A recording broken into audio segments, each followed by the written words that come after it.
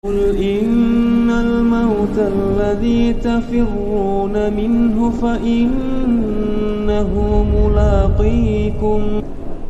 Nah demikian uzur bil jahl.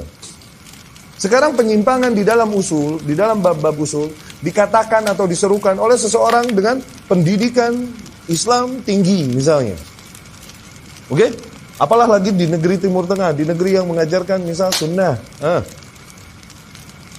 Kemudian dia menyerukan atau melakukan sesuatu yang bertentangan dengan usul-usul akidah. Ini bukan uzur bil jahl, ini ingkar langsung.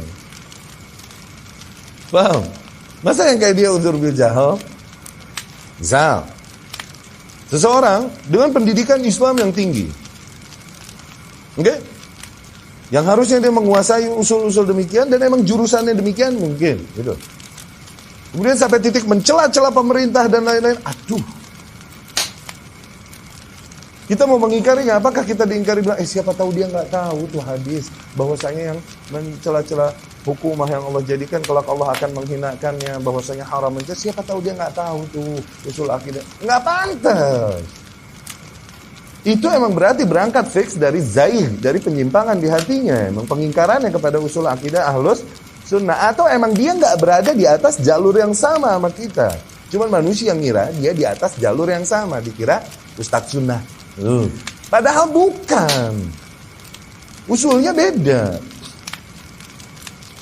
Ini nggak bisa pakai uzur bil jahl. Paham ya? Paham ya? Dan kemudian awas. Uzur bil jahl.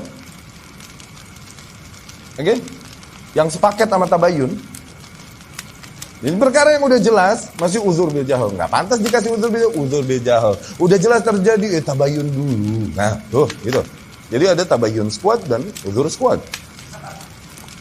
Yang sepaket sama tabayun. Seringkali akhirnya menyeret sebagian kaum ke arah apa?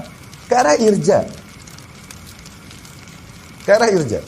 Nanti udah jelas, kekufuran sekufur-kufurnya atau penyimpangan sepenyimpang-nyimpangnya masih ditolerir, ujungnya seolah-olah dia mau bilang, pokoknya mau lisan mengatakan kufur kayak gimana pun, mau fisik melakukan kufur kayak gimana pun, tetap tidak kita ingkari dia karena hakikatnya hatinya mah beriman dengan baik kepada Allah. Tuh, ujungnya dia mau bilang, kufur itu cuma pada kufur qalb.